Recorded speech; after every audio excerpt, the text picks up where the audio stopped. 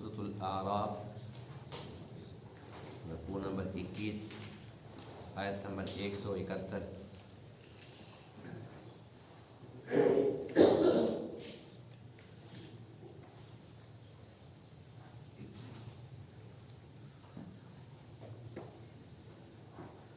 اعوذ باللہ من الشیطان الرجیم،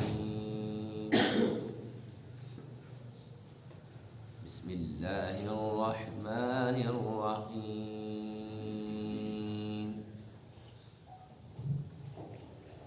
وَإِذْ أَخَذَ رَبُّكَ مِنْ بَنِي آدَمَ مِنْ ظُهُورِهِمْ ذُرِّيَّتَهُمْ وَأَشْهَدَهُمْ عَلَى أَنفُسِهِمْ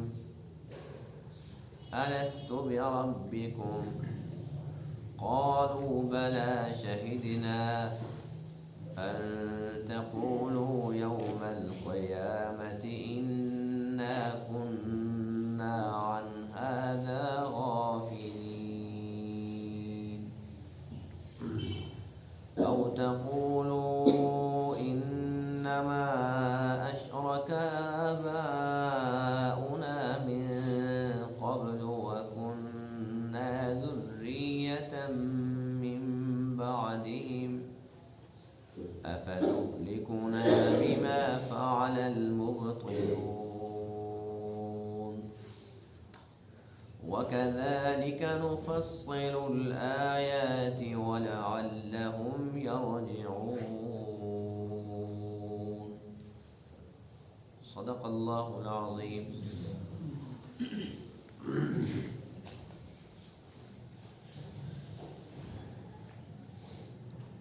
آج کے درس میں آیت کریمہ میں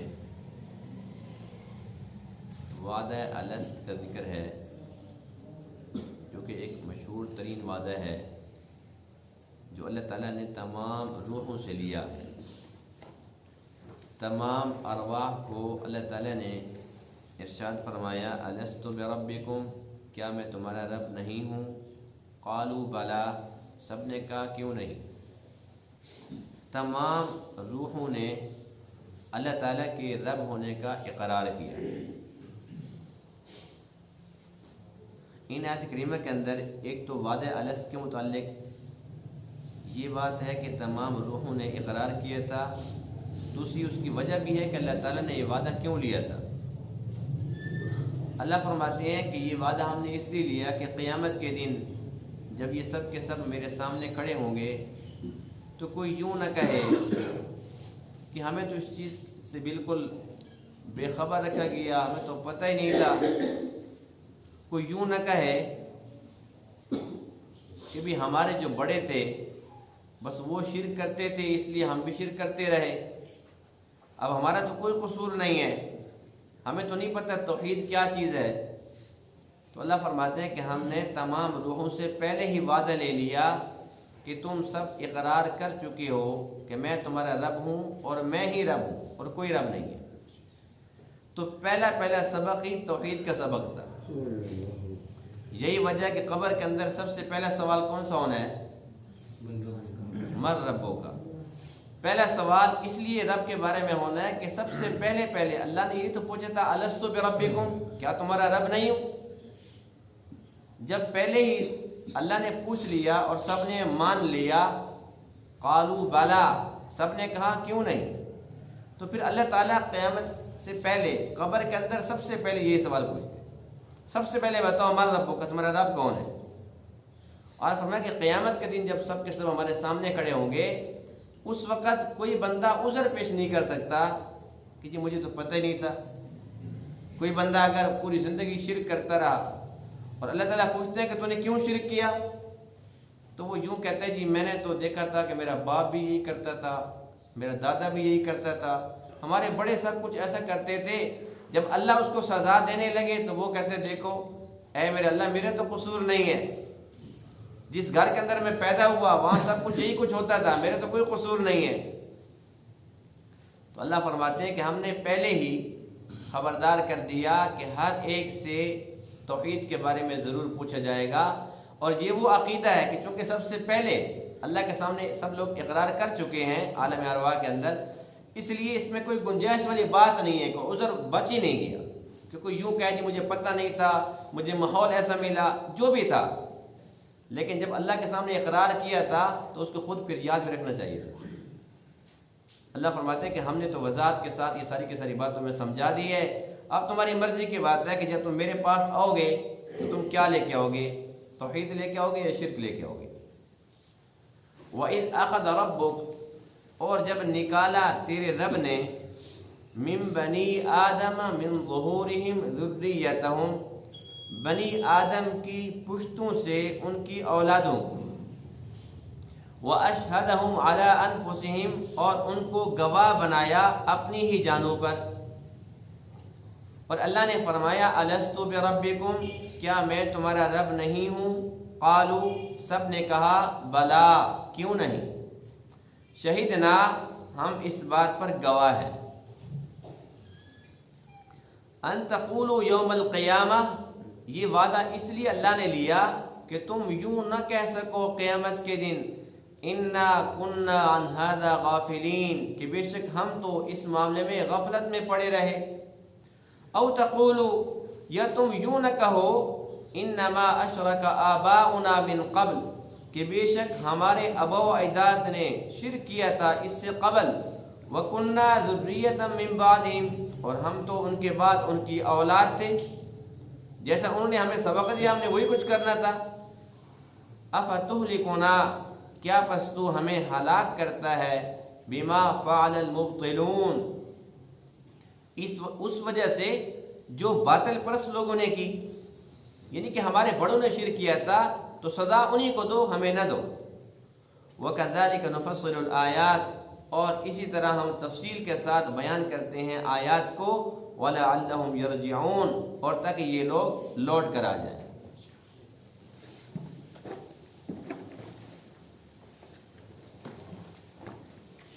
وعدہ الست، جو ایک مشہور ترین وعدہ ہے جو اللہ تعالیٰ نے تمام روحوں سے لیا، یہ وعدہ اللہ نے کہاں پر لیا اور کیسے لیا، اس کے بارے میں مختلف روایات ہیں، جن کا خلاصہ یوں ہے کہ جب اللہ تعالیٰ نے آدم علیہ السلام کو پیدا فرما دیا تھا اور آدم علیہ السلام میدان عرفات میں آ چکے تھے، جہاں پر جبل رحمت پر اماں حوا سے آپ کی ملاقات ہوئی تھی، تو آپ میدان عرفات میں تھے، وہاں پر اللہ تعالیٰ نے آدم علیہ السلام سے ان کی پشت سے ان کی تمام اولاد کو نکالا۔ اب اس کی کیفیت کیا تھی اللہ بہتر جانتے ہیں، لیکن چونکہ اللہ کا قرآن یہ کہہ رہا ہے کہ ہم نے ان کی پشتوں سے، من ظہورہم، ان کی پشتوں سے نکالا، ذریتہم، ان کی اولادوں کو۔ ایک حدیث پاک میں ہے کہ اللہ تعالیٰ نے آدم علیہ السلام کی پشت سے اس کی تمام اولاد کو نکالا، اور ابھی تک ان کو جسم تو نہیں ملا تھا نا، وہ روحیں تھی جنہوں نے آنا تھا، اور اللہ تعالیٰ قادر ہے کہ اس وقت میں ان کو نکال لے۔ جب ان کو نکالا تو حدیث پاک میں ہے کہ آدم علیہ السلام نے دیکھا کہ بہت زیادہ ان کی اولاد ہے اور ایسی چھوٹی چھوٹی سی ہے، اس میں سے کچھ چمک رہی ہے، بڑی نورانی ہے۔ آدم علیہ السلام نے پوچھا، اے اللہ، یہ سب کے سب میری اولاد ہے، اس میں سے یہ چمکنے والے کون ہیں؟ اللہ نے فرمایا کہ یہ تیری اولاد میں سے جو نبی ہوں گے یہ وہ ہیں۔ پھر اس کے بعد آدم علیہ السلام نے دیکھا کہ وہ جو سب کے سب اولاد ہے، اس میں سے کوئی کالا ہے، کوئی گورا ہے، کوئی سرخ رنگ کا ہے، اور کوئی بڑی مفلسی کی غربت کی شکل میں ہے، اور کوئی بہت اعلیٰ قسم کے لباس میں، یعنی اللہ تعالیٰ نے ان کو بہت پیارے اندازوں کو اس وقت ان کو جسم بھی عطا فرمایا، ان روحوں کو۔ تو آدم علیہ السلام نے دیکھا اور دیکھ کر بتایا کہ یہ تو چمک رہے ہیں، یہ تو بیمار ہیں، یہ تندرست ہیں، یہ غریب ہیں، یہ امیر ہیں، سب آپ کو نظر آ رہے تھے۔ تو آپ نے اللہ تعالیٰ سے التجا کی، اے رب ذوالجلال، یہ میں کیا دیکھ رہا ہوں کہ میری اولاد ہے اور کسی کو تو نے کیسا کر دیا، کسی کو کیسا کر دیا، ان کو تو نے برابر کیوں نہیں کیا؟ جو ماں باپ ہوتے ہیں نا وہ تو یہی چاہتے ہیں نا کہ ہماری اولاد میں سے کوئی بھی کمزور نہ ہو، ہماری اولاد میں سے کوئی بھی بیمار نہ ہو، کوئی غریب نہ ہو، کوئی فقیر نہ ہو۔ ماں باپ چاہتے ہیں، ماں باپ تو یہی چاہتے ہیں کہ بس میری اولاد خوش و خرم ہو، صحت مند ہو، مالدار ہو، کسی کے محتاج نہ ہو۔ تو آدم علیہ السلام ظاہر سی بات اپنی اولاد کے بارے میں یہی سوچ رہے تھے، اور پھر عرض بھی کی کہ اللہ یہ کیا؟ اللہ فرماتے ہیں کہ میں نے بندوں سے امتحان لینا ہے، میں نے سب کو ایک جیسا نہیں کرنا۔ میں کسی کو بیمار کروں گا، دیکھوں گا کہ صبر کرتا ہے کہ نہیں کرتا، کسی کو صحت دوں گا، دیکھوں گا کہ شکر ادا کرتا ہے کہ نہیں کرتا، کسی کو میں مالدار بناؤں گا، دیکھتا ہوں کہ شکر ادا کرتا ہے کہ نہیں کرتا، کسی کو میں تنگ دست بناؤں گا، دیکھتا ہوں کہ یہ صبر کرتا ہے کہ نہیں کرتا۔ تیری اولاد سے صبر اور شکر مطلوب ہے بس۔ آدم علیہ السلام کو بات سمجھ آ گئی کہ اللہ تعالیٰ کی اس میں یہ حکمت ہے۔ اب اس کے بعد یہ ہوا کہ تمام ارواح سے اللہ تعالیٰ نے یہ پوچھا الست بربکم، کیا میں تمہارا رب نہیں ہوں؟ قالوا بلا، سب نے کہا کیوں نہیں، یعنی کہ تمام روحوں نے اقرار کر لیا کہ بالکل اللہ تو ہی ہمارا رب ہے۔ جب سب نے مان لیا تو بات ختم ہو گئی۔ اب ہم تو یہ سمجھتے ہیں کہ بھئی یہ پتہ نہیں کہاں اللہ نے الست بربکم کا فرمان جاری فرمایا، ہمیں تو کچھ پتہ نہیں ہے۔ حالانکہ ہم سب نے کہا تھا بلا، کہا تھا کہ نہیں کہا تھا؟ جب اللہ فرما رہا ہے نا قالوا بلا، سب نے کہا کیوں نہیں، تو سب میں ہم تھے کہ نہیں تھے؟ ہمیں یاد ہے؟ یاد ہے کسی کو؟ کچھ پتہ نہیں، اس لیے کہ ہم غفلت میں پڑے ہوئے تھے۔ ہم دنیا کے اندر آ کر دنیا کے ہو کے رہ گئے، اور اللہ تعالیٰ کی مخلوق میں ایسے مقرب ترین ہستیاں گزری ہیں کہ جب ان سے پوچھا گیا الست بربکم تمہیں یاد ہے؟ حضرت علی رضی اللہ تعالیٰ عنہ جب ان سے پوچھا گیا کہ وعدہ الست کے متعلق آپ کو بھی یاد ہے؟ فرمایا کہ ابھی بھی میرے کان میں آواز آ رہی ہے، مجھے تو ابھی بھی آواز آ رہی ہے، میں کہاں اس کو بھول سکتا ہوں۔ حضرت ذوالنون مصری رحمہ اللہ، یہ اللہ کے بہت بڑے ولی گزرے ہیں، ان سے جب پوچھا گیا فرمایا کہ مجھے تو ایسا لگتا ہے کہ یہ کل کی بات ہے، مجھے تو ایسے یاد ہے۔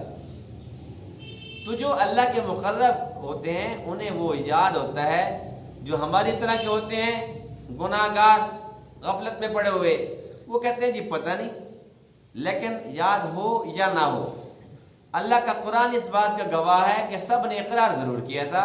اس لیے ہمارا ایمان کامل ہے کہ ہم نے بھی کہا تھا بلا، کہا تھا کہ نہیں کہا تھا؟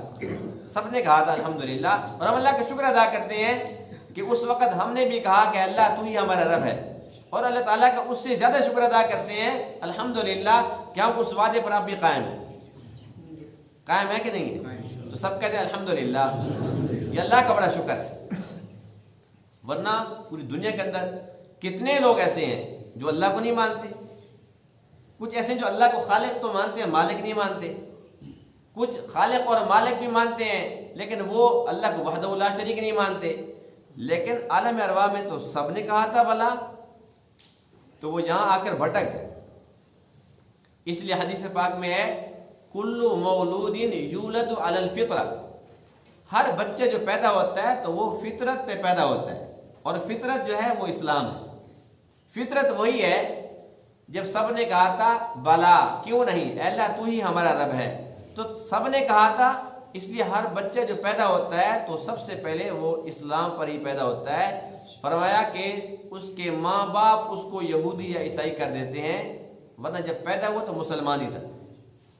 اب ظاہر ہے کہ جو یہودی کے گھر میں پیدا ہوا ہے تو مسلمان، لیکن اس کے ماں باپ اس کو یہودی کر دیتے ہیں، بڑا ہو کر وہ یہودی بن جاتا ہے، اور جب تک وہ بڑا نہیں ہوتا تب تک وہ یہودی بھی نہیں ہوتا، جب تک وہ بڑا نہیں ہوتا تب تک عیسائی بھی نہیں ہوتا۔ یہی وجہ ہے کہ جو ایسے لوگ یعنی کہ جو بچے ہوتے ہیں، بے شک وہ یہودیوں کے گھر پیدا ہوتے ہیں، عیسائیوں کے گھر پیدا ہوتے ہیں، ہندو کے گھر پیدا ہوتے ہیں، لیکن وہ ابھی تک بالغ نہیں ہوتے۔ پہلے اگر وہ فوت ہو جاتے ہیں تو وہ جہنم میں نہیں جائیں گے، اس لیے کہ وہ فطرت پر تھے نا۔ ہاں اگر وہ بڑے ہو جاتے اس کے بعد پھر اپنے وہ اختیار کو غلط استعمال کرتے تو پھر اللہ تعالیٰ کے مواخذے کے حقدار بنتے وہ لوگ۔ بہرحال اللہ تعالیٰ نے یہ وعدہ لیا، اس لیے کہ اللہ تعالیٰ نے انسان کو پیدا ہی اپنی بندگی کے لیے کیا تھا۔ فرمایا کہ میں نے انسان کو اور جنات کو صرف اور صرف اپنی بندگی کے لیے پیدا کیا ہے، اور بندگی میں سب سے بنیاد، سب سے پہلی بات تو یہی ہے کہ انسان اللہ تعالیٰ کی وحدانیت پر یقین رکھے۔ جب ایک بندہ اللہ کو وحدہ لا شریک نہیں مانتا، پھر وہ سجدے میں پڑا رہے تو اس کا کوئی سجدہ نہیں۔ سب سے پہلی شرط تو یہی ہے، انسان کی عبادت تب عبادت بنتی ہے، اس کی بندگی تب بندگی بنتی ہے جب وہ بندہ بنے اور اللہ تعالیٰ کی وحدانیت کو مانے۔ اب اللہ تعالیٰ نے انسان کو چونکہ عالم ارواح کے اندر پہلے سے پابند کر دیا کہ دنیا میں جانے تو خیال رکھنا میں وحدہ لا شریک ہوں، اس سبق کو نہ بھولنا۔ اس لیے ہمارے امام اعظم ابو حنیفہ رحمہ اللہ فرماتے ہیں کہ دنیا کے اندر کتنے لوگ ایسے بھی ہوں گے جن تک اسلام کی دعوت نہیں پہنچی ہوگی۔ کوئی جنگل میں پیدا ہوا، وہیں پر وہ بڑا ہوا، وہیں پر مر گیا، اس کو نہیں پتہ اسلام کیا ہے، اس کو نہیں پتہ نماز کیا ہے، اس کو نہیں پتہ روزہ کیا ہے۔ اس وقت بھی اگرچہ ہم سمجھتے ہیں کہ بس اسلام کی دعوت پوری دنیا میں پھیل چکی ہے، لیکن ابھی بھی نہیں پھیلی۔ بہت ساری جگہ ایسی ہیں، جیسے میں مثال ایک چھوٹی سی عرض کرتا ہوں کہ یاجوج اور ماجوج وہ دنیا میں ہیں یا نہیں ہیں؟ قرآن مقدس اس بات کا گواہ ہے، پوری تفصیل سورہ پارے کے اندر موجود ہے کہ وہ موجود ہیں، اور وہ سکندر ذوالقرنین وہاں پر گیا تھا، اس نے وہاں پر وہ دیوار بنائی تھی تانبے کی، وہ سارا کچھ موجود ہے۔ لیکن اس کے باوجود کہ آج ہم سمجھتے ہیں کہ وہ امریکہ بڑی سپر پاور ہے، اور وہ تو وہیں خلا کے اندر سے دیکھ لیتا ہے کہ نیچے کون سی گاڑی، اس کے نمبر پلیٹ کیا ہے، وہ سوئی کو دیکھتا ہے کہ وہ کہاں میں پڑی ہے، لیکن اس کو یہ نہیں پتا کہ یاجوج ماجوج کہاں پہ ہے۔ اسے پتا ہے؟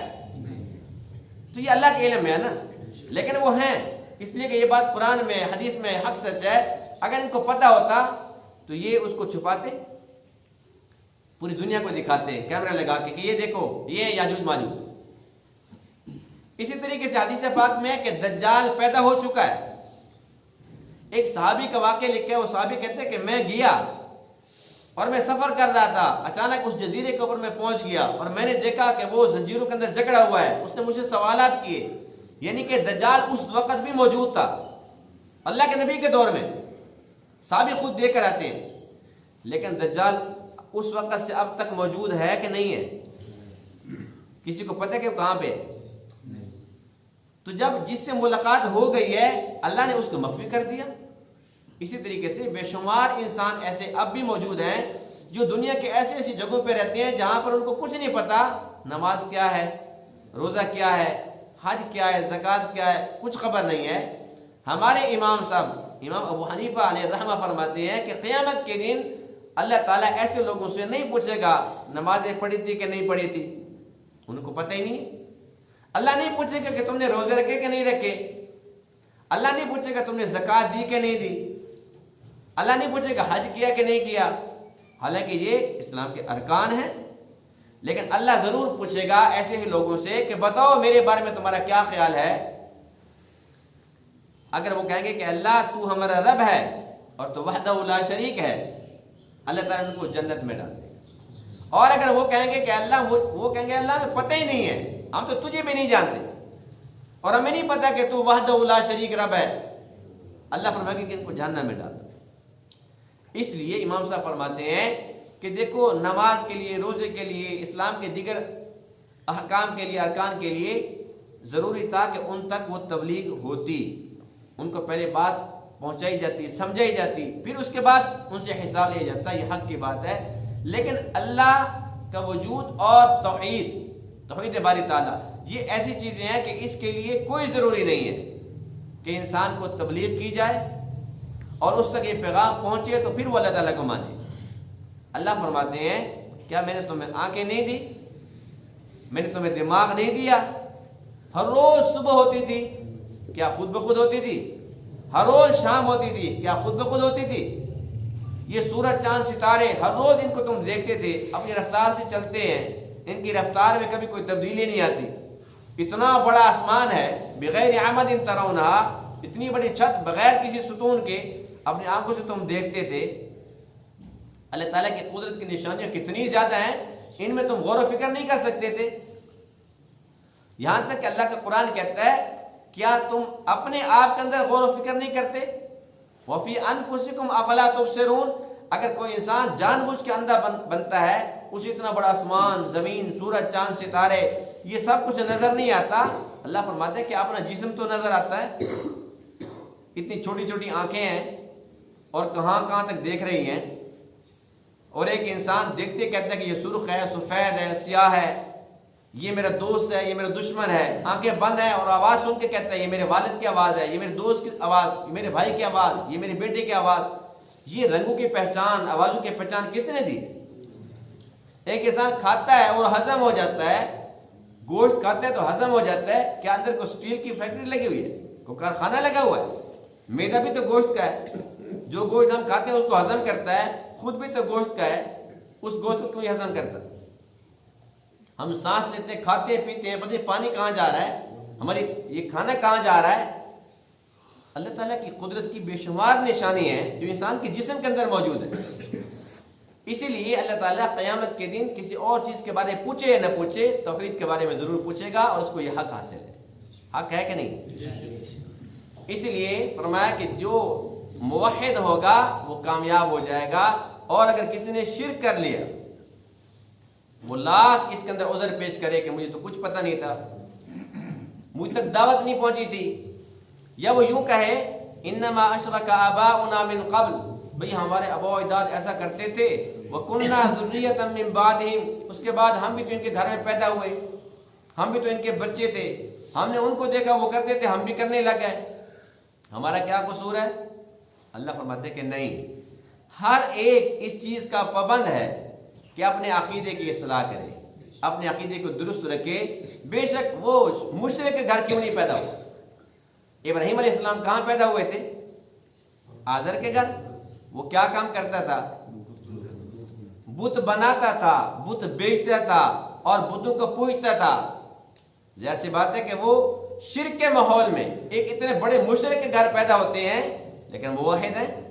تو اللہ فرماتے ہیں کہ ہر بندے پر ایسے ہی لازم تھا، جیسے میرے ابراہیم وہ واحد تھے، ہر بندے پر لازم تھا کہ اگر وہ کافر کے گھر بھی کیوں نہ پیدا ہو، مشرک کے گھر ہی کیوں نہ پیدا ہو، لیکن وہ اپنا عقیدہ درست رکھے۔ کوئی اس کو سمجھائے یا نہ سمجھائے، اپنے عقل کو استعمال کرے۔ اللہ تعالیٰ کی وحدانیت کے بے شمار شاہکار اس کو نظر آئیں گے، اس کی قدرت کی نشانیاں بکھری پڑی ہیں، کوئی آنکھوں والا ہو، کوئی دیکھنے والا ہو۔ تو اللہ تعالیٰ نے اسی لیے تمام ارواح سے پہلے ہی وعدہ لے لیا، الست بربکم، اور پھر قبر کے اندر سب سے پہلا سوال بھی یہی ہے، من ربک کا، اور پھر قیامت کے دن بھی سب سے پہلے توحید کے بارے میں پوچھو گے۔ حضرت انس بن مالک رضی اللہ تعالیٰ عنہ فرماتے ہیں کہ حضور علیہ الصلوۃ والسلام نے ارشاد فرمایا کہ قیامت کے دن اللہ کے سامنے ایک شخص کھڑا ہوگا اور وہ کافر ہوگا۔ کون ہوگا؟ کافر ہوگا، مشرک ہوگا، بد نصیب ہوگا۔ اب ظاہر سی بات ہے کہ جو کافر تھا، مشرک تھا، اس کو تو جہنم میں ڈالنا ہے۔ اللہ تعالیٰ اس سے پوچھیں گے، اے میرے بندے، کیا تو اس بات پر راضی ہے کہ تیرے پاس تمام دنیا کا سارا مال اگر تیرے قبضہ میں آ جائے تو اس عذاب سے بچنے کے لیے بطور فدیہ دینے کے لیے تیار ہو جائے گا؟ وہ کہہ گیا اللہ ضرور، میں ضرور تیار ہو جاؤں گا کہ میں اس عذاب سے بچ جاؤں، سب کچھ دینے کے لیے تیار ہوں، پوری دنیا۔ اور قرآن مقدس میں ہے وَلَوْ مِلْءُ الْأَرْضِ ذَهَبًا، پوری زمین سونے کی بھری ہوئی، اگر وہ یہ بھی دینے پہ آ جائے، اب وہ کہتا ہے کہ جی ہاں میں تیار ہوں، اللہ کیا فرماتے ہیں کہ تو جھوٹ بولتا ہے۔ آج تو کہتا ہے کہ پوری زمین سونے کی بھر جائے، پوری زمین، ساری زمین کی ساری املاک سب دینے کے لیے تیار ہوں۔ اللہ فرماتے ہیں کہ میں نے تو بہت چھوٹی چیز مانگی تھی، صرف یہ کہا تھا کہ شرک نہ کرنا، اتنی سی بات تو مانی نہیں ہے، آج سب کچھ دینے کے لیے تیار ہو گیا ہے، تو جھوٹ بولتا ہے۔ اس میں کوئی شک والی بات نہیں ہے کہ وہ انسان جھوٹا ہے۔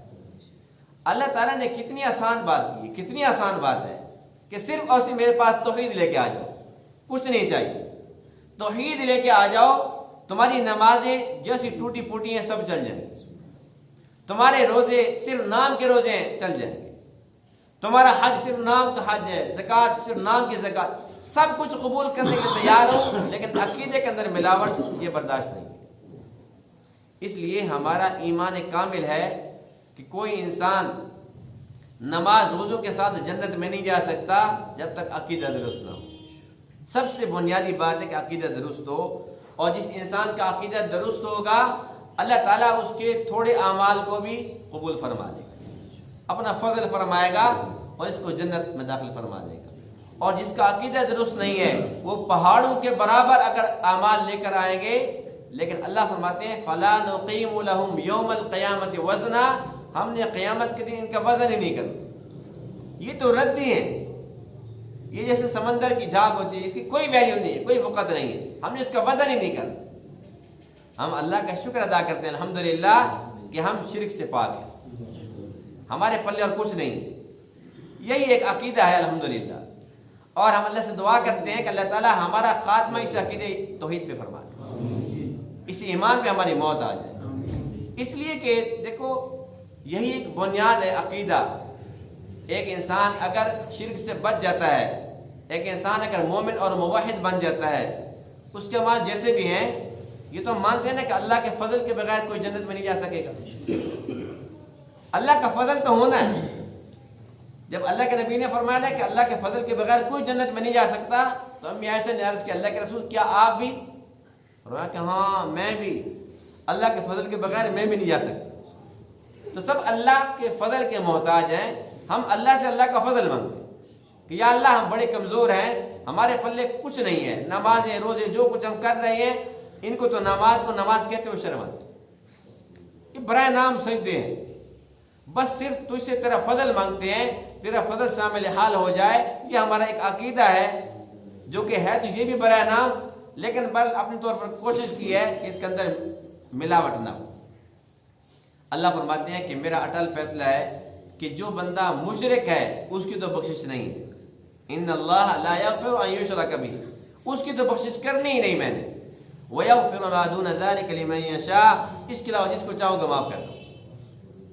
ہمیں اللہ کی ذات سے بہت بڑی امید ہے، انشاءاللہ اللہ تعالیٰ کی رحمت برسے گی اور اللہ تعالیٰ کا فضل شامل حال ہوگا، اسی عقیدہ توحید کی بنیاد پر انشاءاللہ جنت میں جائیں گے۔ اللہ تعالیٰ ان باتوں کو سمجھنے عمل کرنے کی توفیق عطا فرمائے۔ وآخر دعوانا الحمدللہ رب العالمین۔